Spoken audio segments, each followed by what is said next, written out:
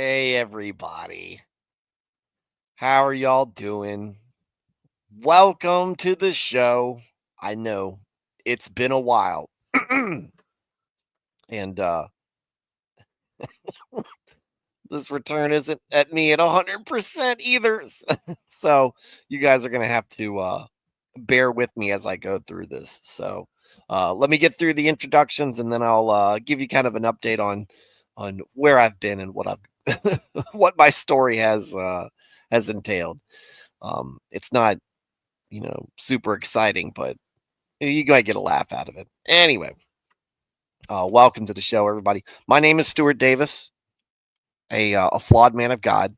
I am a humble parishioner at a small church outside of Richmond, Virginia. I'm not a pastor. I'm not a biblical scholar. I haven't been to seminary. I'm not trying to get you to join my church or donate to any special cause. What I'm here to do is talk about God, talk about Jesus, talk about the Holy Spirit, talk about the Bible, talk about Christianity, talk about a wide variety of different topics, issues, and current events, and give you my perspective on them, one that I think is reflective of your average Christian guy. I've been a Christian all my life, 41 years, non denominational Protestant. I don't subscribe to any particular doctrine or denomination, just in the word daily, trying to do it better each and every day. Sometimes I'll get it right. Often I'll get it wrong, but no matter what, if you're listening to this stream, if you're hearing my voice, you can count on getting my honest takes on whatever it is that we're discussing. So if you're somebody who is considering Christianity, um, you feel pulled to it, you feel that might be uh, where you need to be. There's a calling there,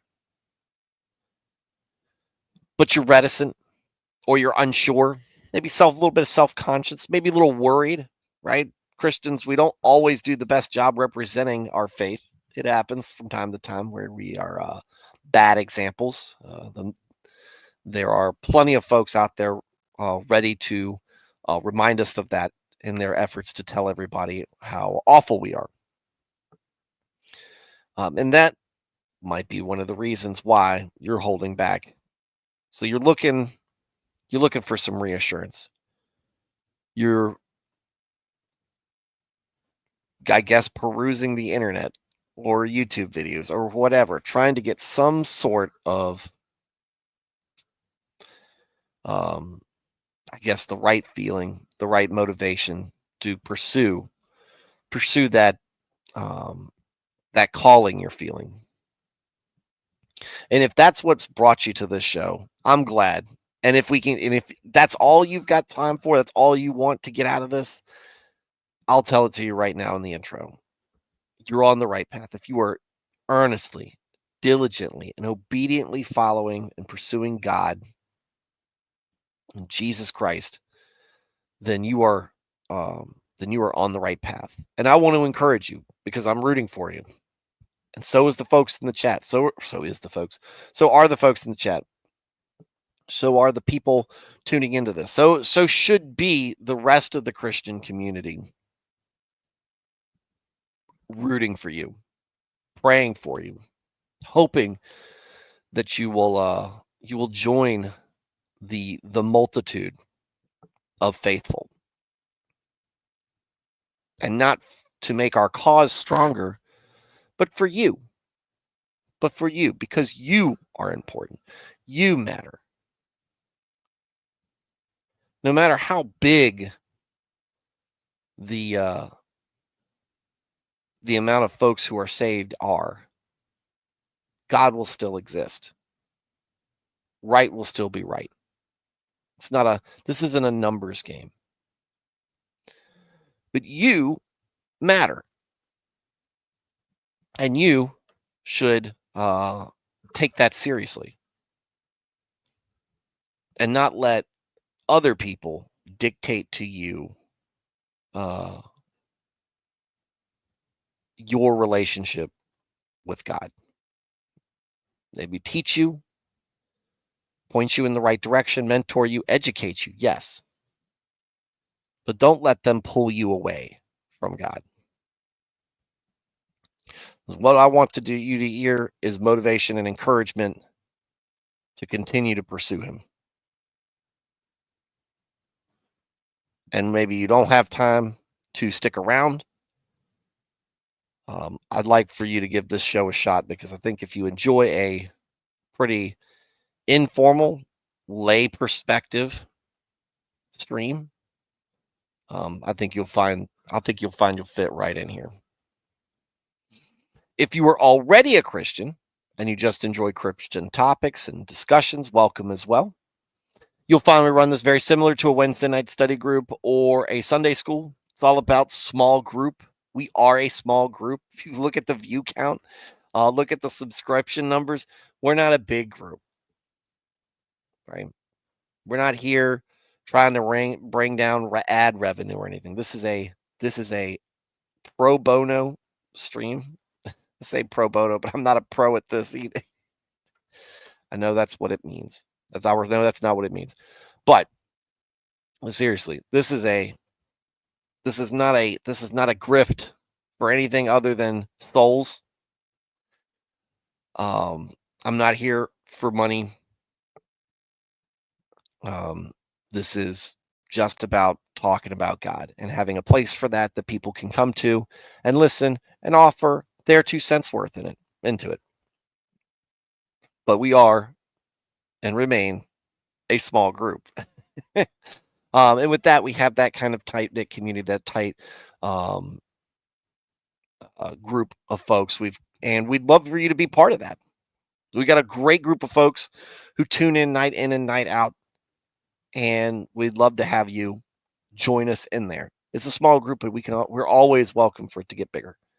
And that means that's for not just folks who are already Christians. That's for folks that I was talking to at the beginning. Everybody in between, everybody from seeking out to more well established in your faith than I am, and everybody in between. So, with that said, how do you participate? How do you be part of the chat? Because the chat is a great part of this show. It's not just me running my mouth up here. You can run your mouth as well. You can give your 2 cents worth in. So just type it into the chat. We're small enough now that if you put something in there, I will read it. I will respond to it. We'll have a grand old time. So tell me where you think I'm right. Tell me where you think I'm wrong. What do you agree with or disagree with? What unique insight or perspective or experience do you have that maybe we haven't considered? Or maybe you just want to add on to something somebody else said. No matter what, share your opinion. Ask questions. I might not have the answer to your question, but we can talk about it. And maybe somebody in the chat can point you in the right direction. Or maybe they'll have the answer because they're smart folks. And with that said, let's get into the show proper. Look. So, it all started 2 weeks ago. I had a trip I had to go on that was going to take me out the majority of the week. But as I told you guys, I was still planning on streaming Thursday because I was planning on being home Thursday. And I was home on Thursday. However, when I was getting up to leave the Philadelphia area, I was going to spend some time doing something else. But when I woke up, because I wasn't sleeping very well in that hotel room, it wasn't the best hotel. It wasn't the worst, but I just wasn't sleeping well. So I get up around 4:45, can't get to sleep. Check my phone around 5:15. Text from my wife, basically giving me the rundown of what had happened, and I think the text was from 2:15, 2:30 in the morning, and every single child I have had been sick, both ends, thrown up, and the diarrheas. All 3 of them. And that is a lot on one lady, especially when uh you've been dealing with them without me for the majority of the week. And I was looking at them text and I was like, oh, this is bad. I felt bad for my kids, but feeling bad for my wife. She's getting 0 sleep. So it's like, all right, well, I might as well just leave now. So took a shower, got out of the road, basically leaving Philadelphia around 6 o'clock. Get home, make good time. Get home. I'm already, and I didn't disclose, I was not having digestive issues at all, but I was coughing. I was having some sinus congestion. I get that around this time of the year. Whenever the seasons change, the temperatures change, what they have swung significantly. I get congested. I get a cough, you know, seasonal allergy style. So that's getting worse, but I can handle that. Get home, take over, help out with the kids. Sorry, folks, I'm not streaming tonight. I got enough stuff going on. So I was like, crap. Well, I'll talk to him on Monday. Meanwhile, what's going on in the back of my head is whatever these kids have, I'm getting it. And I'm sure that my wife is getting it. And sure enough, Friday, it hits. It hits. And by Sunday, we're feeling human, starting to feel human again. Because it was one of those things where it just hits you and it's gone, right? So, hey, all right, still a little. So I'm dealing with that, but I've still got this cough. I've still got these allergies. So Monday, I sound way, way worse than I do right now. And I'm coughing uncontrollably. I cannot contain it. In fact, this is the best I've felt. This is the best I've been able to communicate in a while. I sound like a Model A Ford right now most of the week. So I was like, well, I can't stream because I can barely talk. And no, I don't want to put y'all up with every 3 sentences. I have to stop and cough for 6 minutes and hack up my lungs. So I said, I'm not gonna be able to do it. But Tuesday wasn't felt very similar, and I had family coming in. Family was in town. We're at Thanksgiving. Thanksgiving is at our house. This Thanksgiving is our time at this place. This is when we get all the family together, and the cousins are playing, and it's just a grand old time. It's a big deal. Plus, all obviously dealing with preparations with that and everything. So I was like, maybe I'll be able to do it. Right. Maybe I'll be able to say something Thursday or something like that. No. By the end of so that's Tuesday. Family's in town, spending with them. I still sound awful anyway. Coughing. Everybody's like, well, dude's got tuberculosis or something. I guess we'll, send him prayers and wish him well for what time he has left. But seriously, but they had a great old time. My dad did probably the best job with his turkey that he's ever done, and he does an excellent job with it, which is good because I was taking notes for when it's my turn to start doing it. And it seemed like everybody was knocking their dishes out of the park. It was the best tasting Thanksgiving I've ever had, and I've had 41 of them.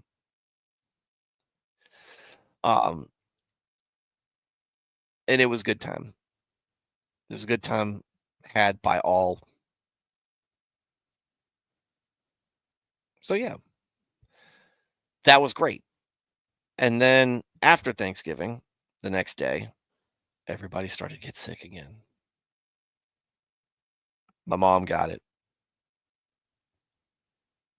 And then the kids started not feeling well again.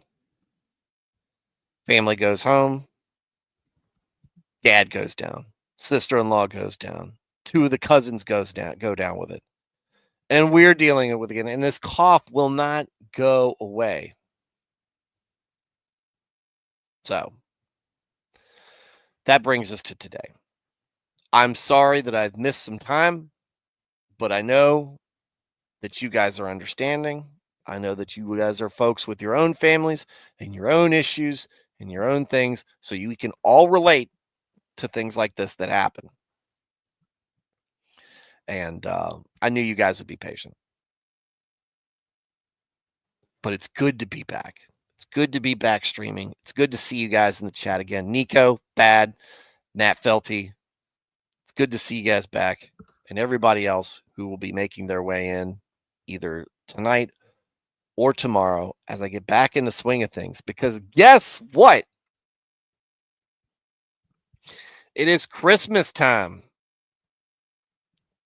As my Charlie Brown shirt will attest to. I will try to be as festive as possible in my attire on these shows from here on out, because this is my favorite part of this. This is my favorite time of the year. I love the summer. I love being in the ocean. Love being at the beach. Summertime is great. It's great. It's a great time we have. But nothing beats the cool weather, the cold weather, snow when we get it, the smell in the air, and the lights everywhere. And it starts for me the week of Thanksgiving when I start to really get in the zone and really appreciate it. It is the best time of the year. Families are coming together.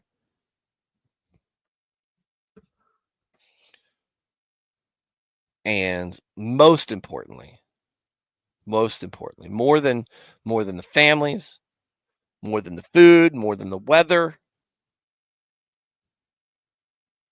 it's a time where we celebrate the birth of Christ, our Savior, given to us as the fulfillment of prophecy, the beginning of it. We celebrate it happening. And it's not a pagan holiday. We're not even going to get into the arguments behind it because it's dumb. And it doesn't matter whether the day is whether Jesus' real birthday is December 25th or not. That is the day that we celebrate it. And it is important to remember that day. And perhaps, I say that perhaps because I'm understating it. Easter is more important because of what it represents. What we celebrate on Christmas is the build up, is the arrival of what will culminate in the sacrifice, in the crucifixion, in the resurrection.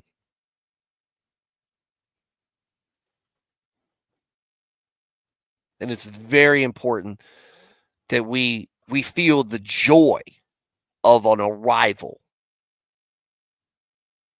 of a promise fulfilled and kept.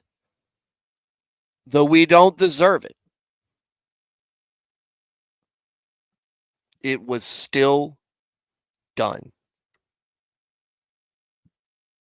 And it wasn't just for me, and it wasn't just for Nico, and it wasn't just for other folks and you, but for so many.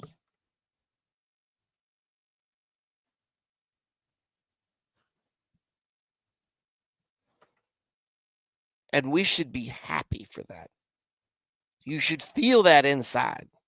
Like we say in here in the intro, for folks, we are rooting for people to accept Christ into their life. We are rooting for them despite their background, because we've got our past. You've got your past. I've got my past.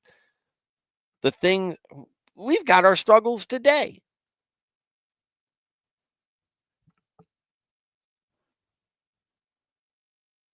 Yes, we do. Uh, do advent calendar with candy in it. We also have my mom picked up a Lego advent calendar, which is on top of that. So um, that's our advent practice. It's very low key on that end.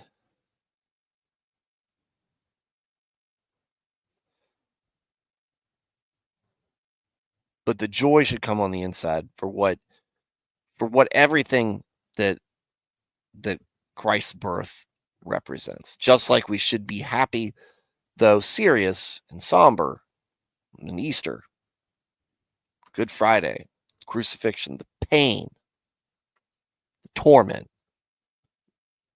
the death, and the joy of the resurrection. He is risen. He is risen indeed. But we'll get to that when we get to Easter.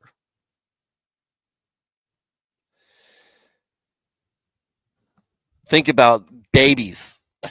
I told you guys that sound awful. Um, think about babies. Think about arrivals now. Think about the joy of that. I listened to Nico was talking about, had a good sermon yesterday. Pastor, Christmas is about hope. Yes, the hope that the birth of Christ is brought into this world. Exactly. Exactly. And that's what they really should center around. I went to Old Church, uh, a Christmas service where it was very dour and it was very, I don't know, it was focused on how alone or how ostracized Mary must have felt. And I don't know how true that is. I definitely didn't like the um, kind of how it was kind of coming across. It was very dour, right? Mary was, by all I've read in scripture, very excited, nervous, but very excited about this. And she wasn't the only person who believed it.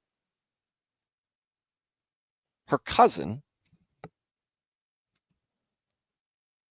who was giving birth to John the Baptist, uh, believed her. Joseph believed her. And there's nothing in scripture that says her family treated her poorly or ostracized her. Doesn't say anything the other way.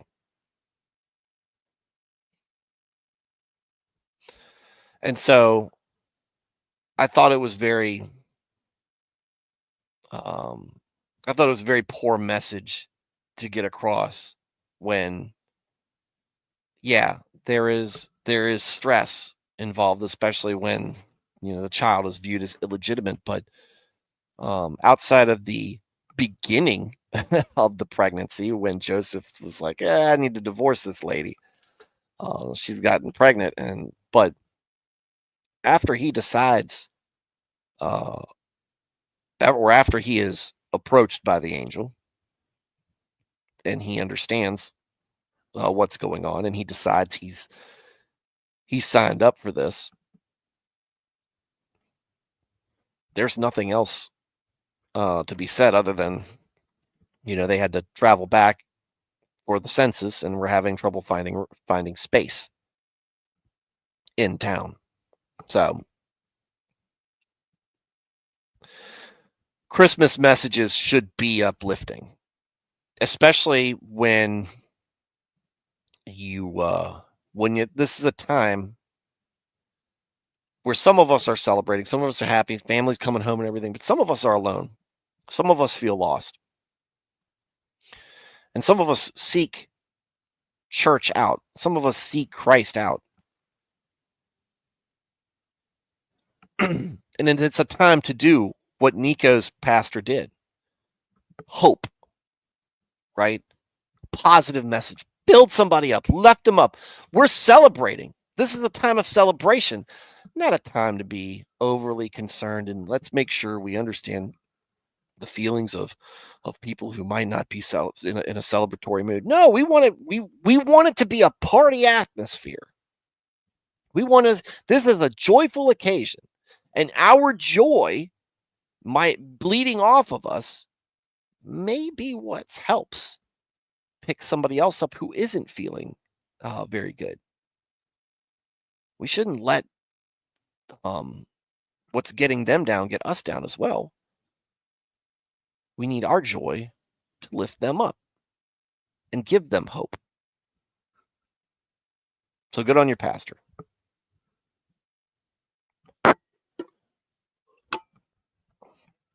Good on your pastor. Oh, celebrating your 1 year anniversary, going to church. Hey, good job, Nico. Good job, Nico. So let me get through here. So yeah, so Nico's in the chat. What's going on? Thad the man, bye bye. Everloose, Eberflus. Ding dong, the witch is dead. What an embarrassing game for the Bears. And if you guys try to take Marcus Freeman, I will be very upset with you. Because Notre Dame is going to the playoffs, and our former coach Brian Kelly from a couple of years ago might be getting fired at LSU after his very unprofessional departure from South Bend. Matt Felty is good. I love seeing the old regulars just as much as I love seeing the new folks. Glad y'all are on the mend. Yeah, glad as well. Veritex said, hopefully it is Christ Mass and not a crisp mess. Yes. Christmas trees and decorations are up at church yesterday. Yes, hanging of the greens is always fun. Anyone use the Hallow app? No, but I've seen the commercials. I haven't used it yet. I don't know anything about it, but hey, if you use it and you want to talk about it and give a review, by all means.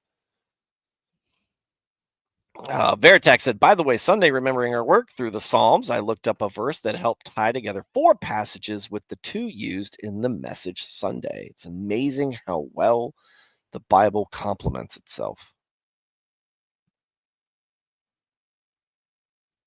Jenny ELJ is here. How's it going, Jenny?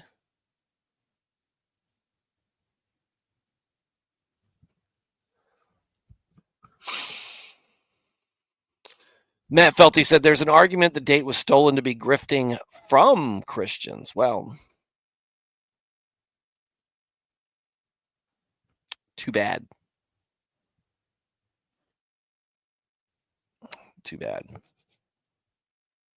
It's our day. We've made it ours. It's going to stay ours. The story of Abraham saving Lot, the Lord's Supper, and Psalms, how the Lord teaches us to celebrate victory. Yes.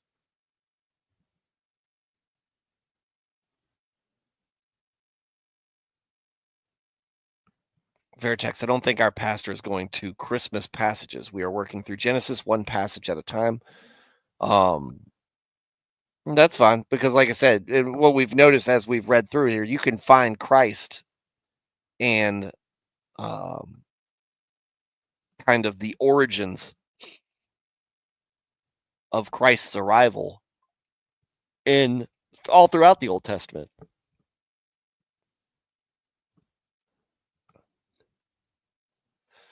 Nico talked about the 1 year anniversary. Matt Felty said 2 of the 4 services I attended or watched regularly were about Simeon yesterday. Okay. Let me remember. Yesterday was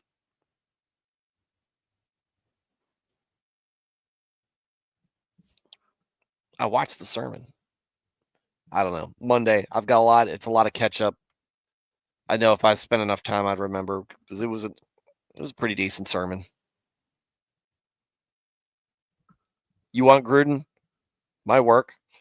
He's a very opinionated man. Thad the man said, I posted a talk Tucker Carlson had with the writer of the Hallow app on the Discord. Okay.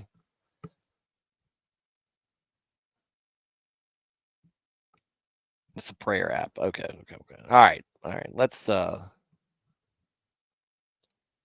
get into the Proverbs tonight. Where do we leave off? Hold on. Let me go back and check.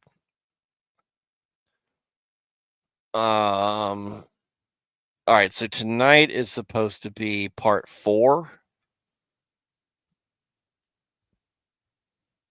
Right? and we usually do 5 a night. So that would have been part 1 would have been through 5. Part 2 would have been through 10. Part 3 would have been through 15.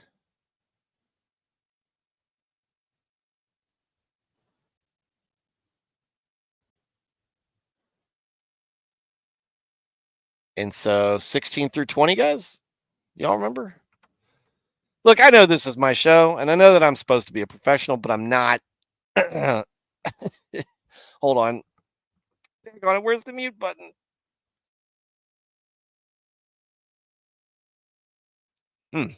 Excuse me. Excuse me.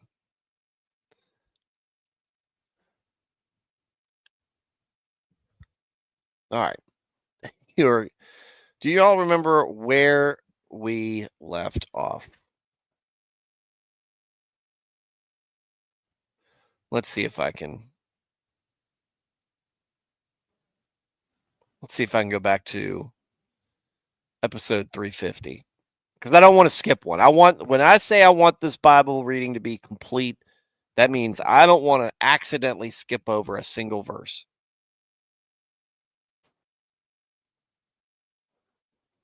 All right, where are we at?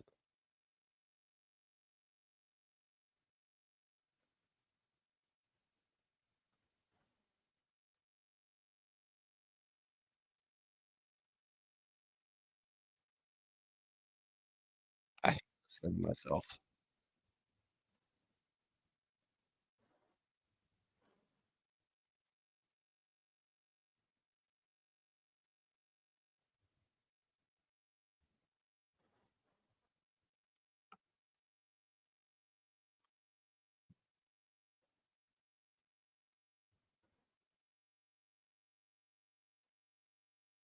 Oh! Matt, I think had us do 16.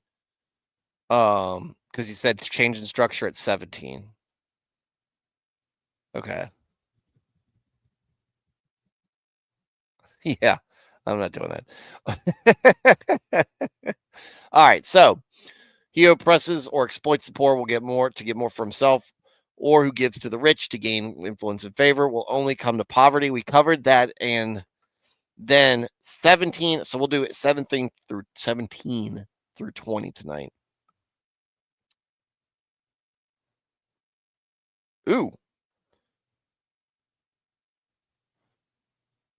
Oh, never mind. Hold on. You're right, Matt. Good call. I didn't even look at that. 17.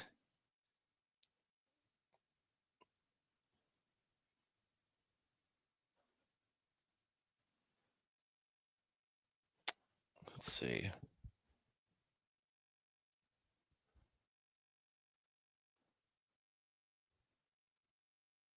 Geez, we might have to finish this tonight.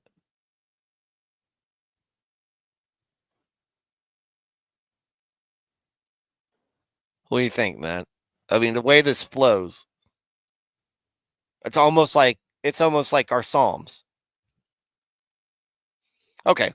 Well, let's see let's see how this lands. All right, so I'm gonna roll. I'm gonna read, and it's not gonna be one verse and then review it. I'm gonna read this verse. I'm gonna read this scripture until it makes sense to stop. But we're gonna start with 17.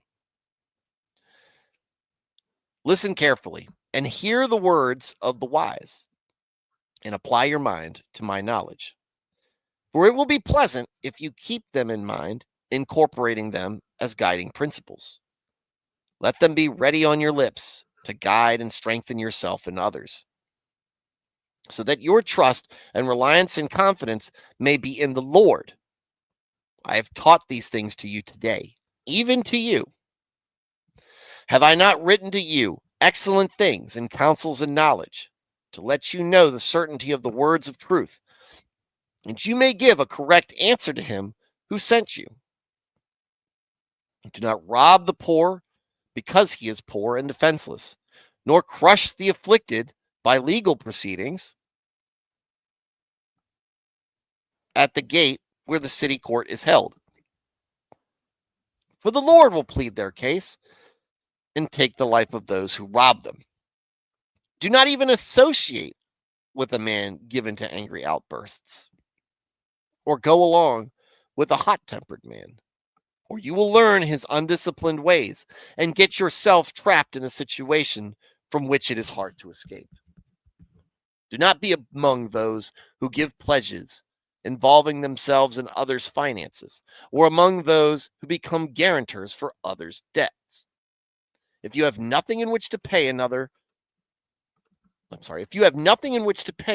debt when he defaults, why should his creditor take your bed from under you? Do not move the ancient landmark at the boundary of the property, which your fathers have set. Do you see a man skillful and experienced in his work? He will stand in honor before kings. He will not stand before obscure men.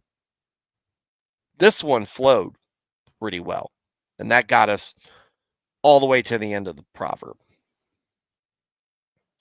I like how this flowed. This, for some reason, and you guys can correct me if you guys can offer your own difference in opinion. But for me, this reminds me a lot of Moses in Deuteronomy talking to the Israelites as he sends them off to Israel. They end their exodus because he can't go with them. He's talking to them. And he's warning them. He's giving them all the advice he can give. And this feels like it's just similar tone. I mean, and that's kind of what Solomon is doing here throughout Proverbs. He's offering this wisdom, but here he starts to flow a little bit more like at the beginning of Proverbs. Dad talk written for son, right? Yeah, it feels a little bit like that too. Yeah. Son, let me sit you down.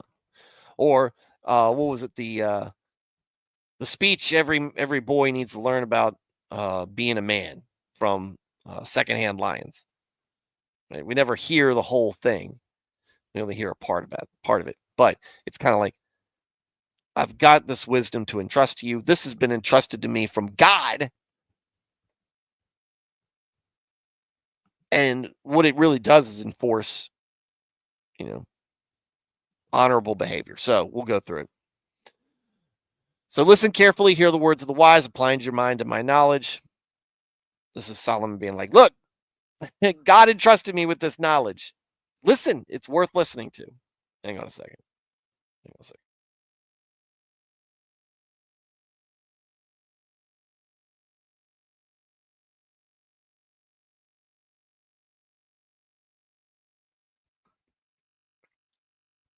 So listen up.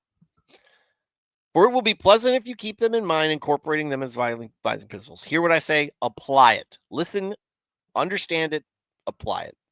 Be ready to use it. Trust and reliance and confidence may be in the Lord. That's where this knowledge comes from. God is truth. Truth represents God. So if you are confident that this is based in the truth and this is how it's supposed to be, you can have confidence in God.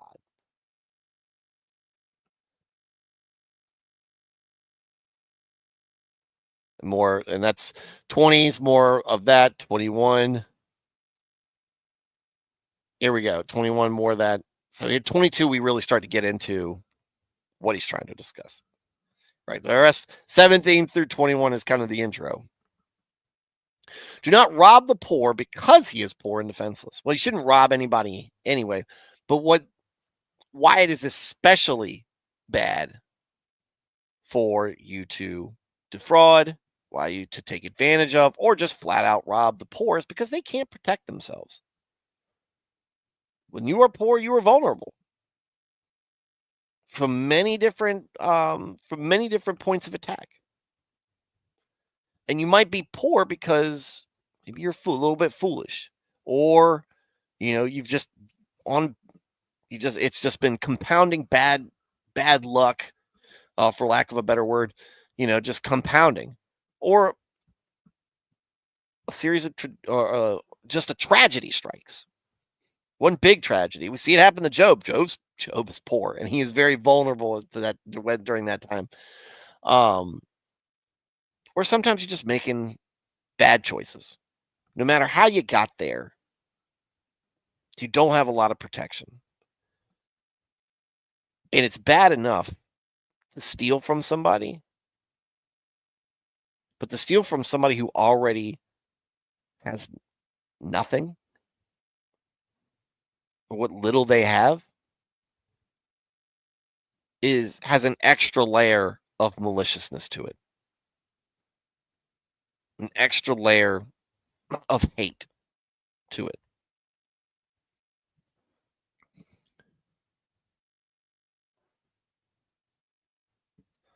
Crush the afflicted by legal proceedings. That's a little bit of reference to lawfare here. At the city gate where the city court is held. Don't crush the afflicted for the same point, right? You've got a resource, especially these days. Get it and lawyering up and attacking the little guy happens more often than we like, which is at all, but it happens. Lawyers are used to bully people around. This is basically, don't do that. And especially those folks who have no way of defending themselves in court because they don't have access to a lawyer, or they don't have the understanding or knowledge, or the probably more likely influence that the other person has.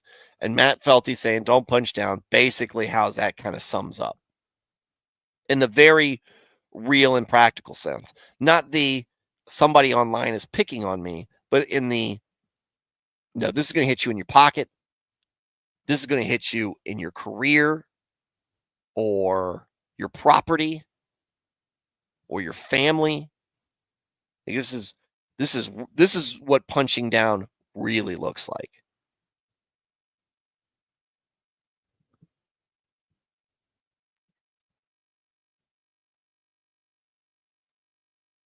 The people who are merciless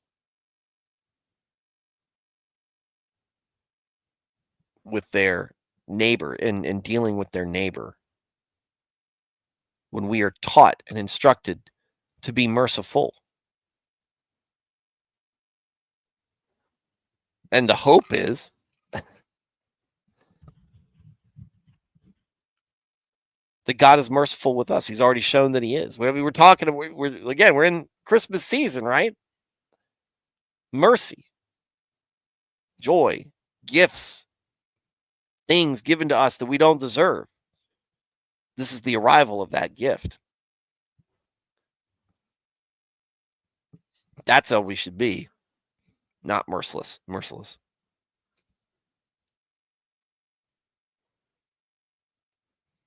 Do not even sorry guys. Do not even associate with a man given to angry outbursts or go along with a hot-tempered man. Don't hang out with him. You're going to get in trouble. You're going to be put in that wrong place in the wrong time, more likely when you're hanging out with that guy or hanging around them, because they're going to do something wrong, or they're going to do something stupid, and you're going to get caught up in the middle of it, and you're either going to be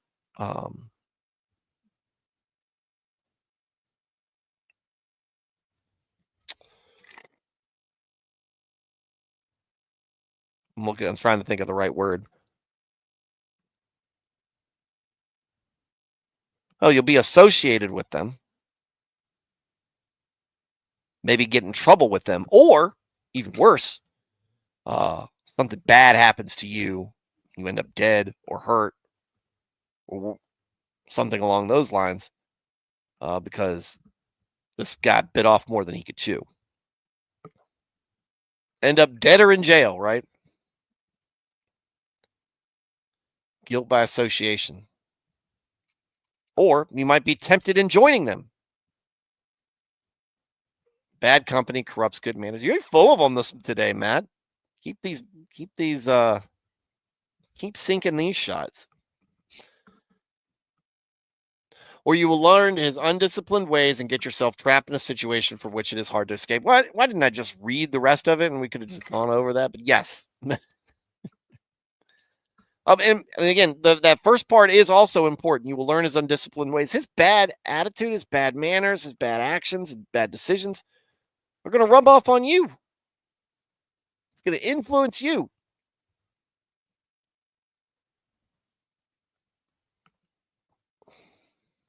You're not mentoring this person. That's not what this is talking about. You're not trying to bring this person up or better them. You're hanging out with them. Don't do that.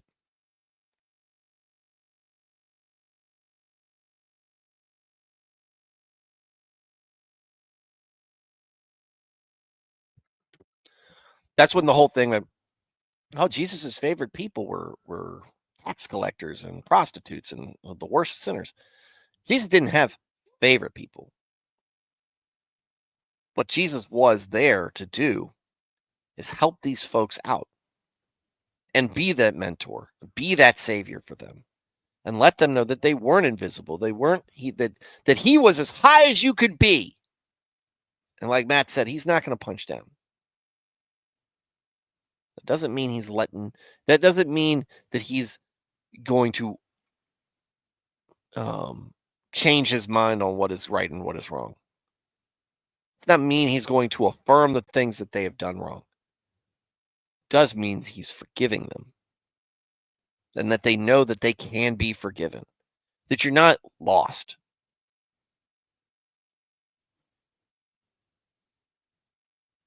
Jesus wasn't outside of the brothel handing out condoms.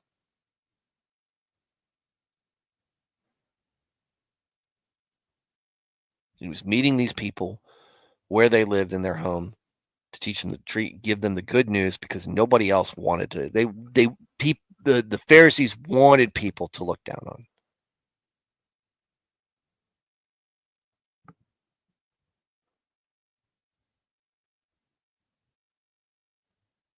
And they wanted these folks to be stuck in their station because it gave them somebody to look down their nose to, gave them somebody to punish. It gave them somebody they could lord these people's sins over them instead of telling them, no, yeah, you've got a past. Yeah, you're doing something wrong now, but you can leave that behind. Follow me. Go forth and sin no more. There is salvation. There is forgiveness. There is mercy. There is mercy. Though, that's going to live. It's going to keep this theme in because of where we're going to head in for the next two verses. Do not be among those who gives pledges involving themselves and others' finances, or among those who become guarantors for others' debts. The vast majority of the people who he's talking or who this is geared at is people who I'll co-sign with you. I have no means of paying this debt that I'm co-signing for, or I can't handle the load of this debt that I'm co-signing for, but my buddy's asking me for a favor, so I'm going to help him out. And maybe I don't know how reliable he is in that department, but I'll sign it cuz we're friends. Or I feel bad for him. If you have nothing with which to pay another's debt when he defaults, why should his creditor take your bed from under you? If your buddy can't pay for it, if your buddy doesn't have a path to pay for it, why should you contribute to that and then put your own house in peril?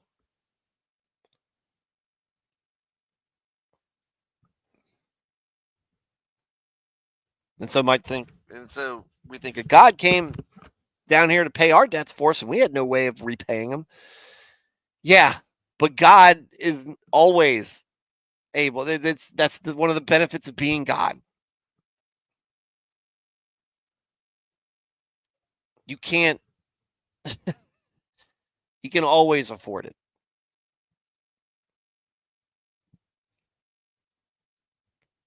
He's the debtor anyway. He is forgiving the debt. He's not the he is not a cosigner.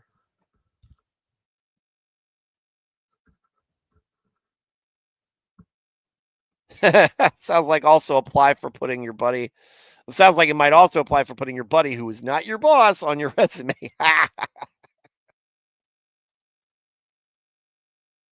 Bro move. Such a bro move there. But seriously, um, this is again putting yourself at risk on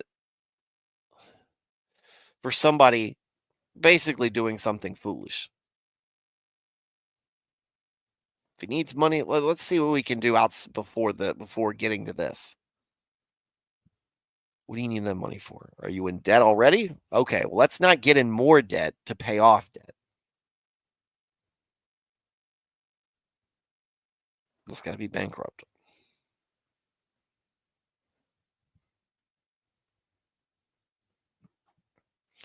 All right, 28. Do not move the ancient landmark at the boundary of the property which your fathers have set. Don't mess with the land. I don't lend money I need. Yeah. My dad, tidbits of knowledge from my dad. My dad said, don't co-sign for anybody. Graduation present for me, the graduation present for me was co-signing on a loan for half of a vehicle. Co-signing. And that was the last time he ever did it.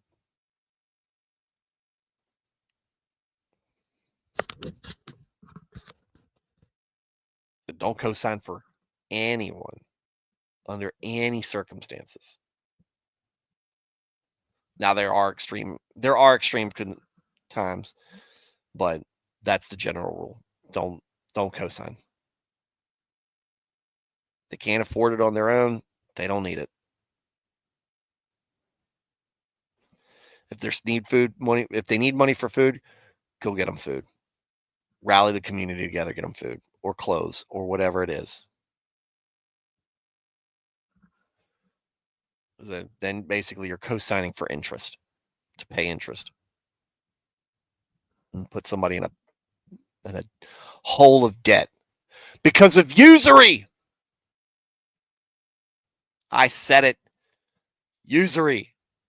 It exists and has been allowed to exist.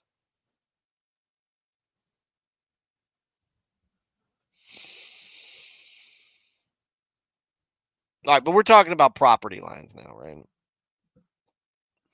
And we still have some do this these days. Um, People try to move property lines.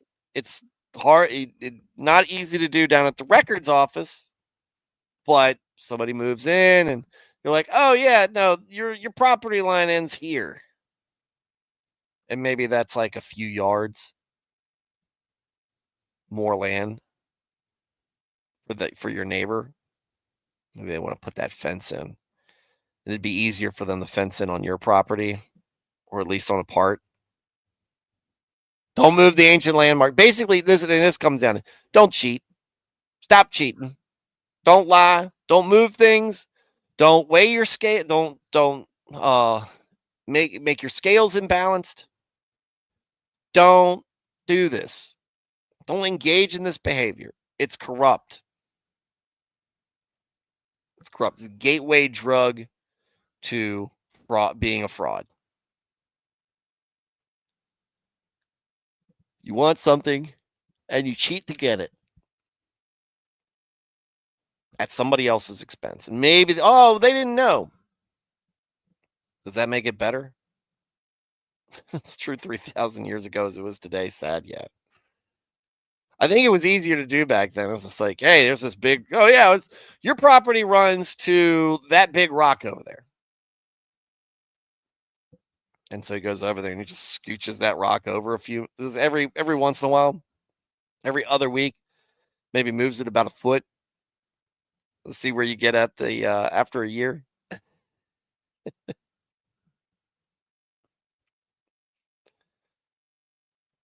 Do you see a man skillful and experienced in his work? He will stand in honor before kings. He will not stand before obscure men. Sounds to me, it's like, look, you're going to do something, be good at it. That's your profession. If you have a trade that you work on, do it right. Be good at it and do it with honor. Somebody needs to say this for general contractors, right? Stop cheating people. It all goes back to cheating people. If you're skillful and honorable in what you work, you will stand before kings. That's the type of respect he gets. It's definitely the respect I give to people, because you know me, I can't stand politicians. But you show me an electrician who is a master in his craft, he's got all my respect.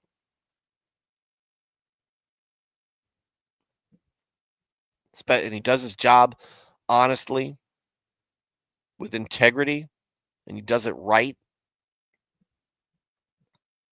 Car mechanic, you got a guy that you can trust to work on your car. When they tell you, hey, this is what's going on, you feel confident that that's what it's. They're the kind of person to be like, hey, we can do this really expensive repair. I wouldn't personally do it, but it's available to you if you want to. Might be worth more. It might be better if you just get another vehicle or something like that. Or we can fix it this way. Architects don't show you to just have ego issues. Yeah, I don't know about architects. It's not the design. I don't think that's the issue. It's the people building it trying to cut corners. Because that's when you start arguing about the engineers. Who designed this? Everybody looks at the architect. Everybody looks at the engineer. But we talk about folks like that who give you folks who treat you like they want to treat themselves or a loved one. They treat you like you're a person. And that's by them acting like a person. That is honorable. That is worthy of respect. Will not stand before obscure men. I don't know exactly what obscure men means. Let's see what Niv said. Also, not stand before obscure men. Or is that ESV? ESV says the same thing.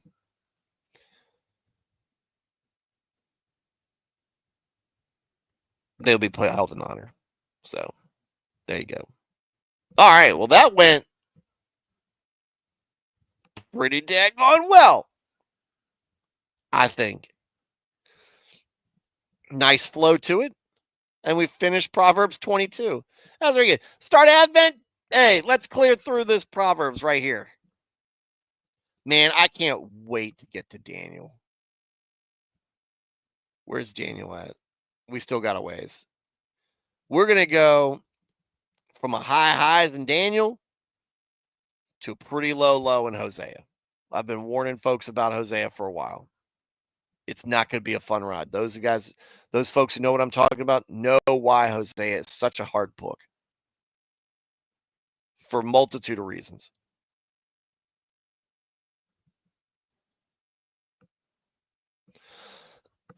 I'm sorry, guys. All right. So we got one more chapter on life and conduct. Come on. Come on.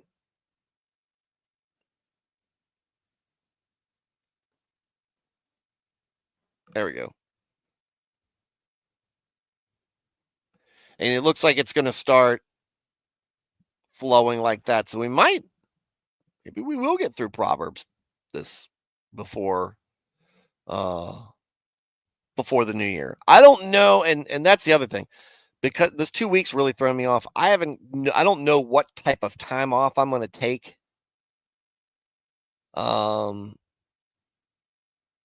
This Advent season, but it's whatever. Maybe I'll just wait until the new year and take some time off. I don't know. But 1 through 18 next stream, it might be. Hey, I mean, we used to do a psalm a night or 2 psalms a night. This gets a little bit more heavy, but Yeah. We'll see where it takes us, Matt. Well, it's very interesting getting back on the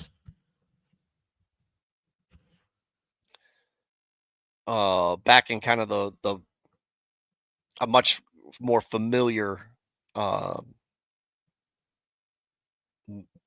rhythm. I don't know. Excuse me. All right. So let's. Yeah, Nico says, yeah, I don't know how I feel about Hosea when we get to it. I just heard bits and pieces. Really needs to be taken kind of as a whole, right? Because it's not a long book, if I remember correctly. It's only 14 chapters. Really needs to be taken as a whole. The account of Hosea as a whole, the example of it. So, okay. All right, folks. Well, that's going to be our show for tonight. So, to Matthew, Nico, Janae, Veritex, and is that everybody? Oh yeah, Thad the man's in here too. I think that's the entirety of the chat. Thank you guys. Missed you. I've missed y'all. Always feels good to get out here and read and talk with you guys and hear what you guys have to say. And sometimes, hey, save the show a little bit. Like with this, hey, that heads up 2 weeks ago paid off for us tonight with Matt going, hey, just go ahead and do 16 because after 16 it gets different. So thanks, Matt, for that heads up. Appreciate it. Nico said, have a good one, Stuart. I did text you last week, but understandable. I thought I responded to you. I got it. I thought I responded to you.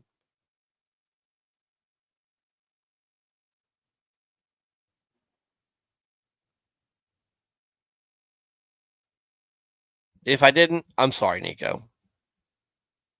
But I hope you had a happy Thanksgiving. I hope all you guys had a happy Thanksgiving. I hope it was at least as great as mine, which was pretty awesome. So, but again, you guys in the chat, love hearing from you guys. Love that you guys come back. And I know that, I've got this reached the point now where I'm not really concerned that, if I take a few weeks off for whatever reason, that I've lost an audience. You guys flow in at your own pace, which seems to be pretty regularly anyway. And you'd say we're all adults. We understand how it is. And yes, sick fam is priority. But mostly it was because it was I couldn't talk. First night it was because I was Friday when I didn't get there Thursday. That Thursday I said I was going to stream. That was because I was taking care of kids, and I wasn't feeling all that great myself because of sinus headache and everything. But I powered through that. But man, everything else because I couldn't talk. It's coughing all the time. It's so awful. You texted too? Well, no, but I know you would have. I know you would have if you could have. So I appreciate you guys. And everybody who's listening, who's not part of the chat, I want you to be part of the chat. I encourage you to be part of the chat. But I understand maybe you can't, maybe you don't want to, whatever. Just glad you're listening. Just glad you're finding, you found a place to listen to the word. And somehow me delivering it is a place you want to keep coming back to. And everybody who is catching the show on replay, thank you for watching, number one. I'm sorry I missed you. I hope to catch you live sometime soon. Everybody have a good night. And God bless.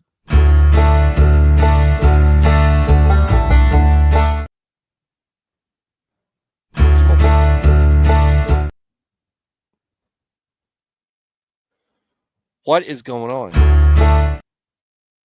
What is StreamYard's testing my patience tonight? All right, that worked. So good night and God bless.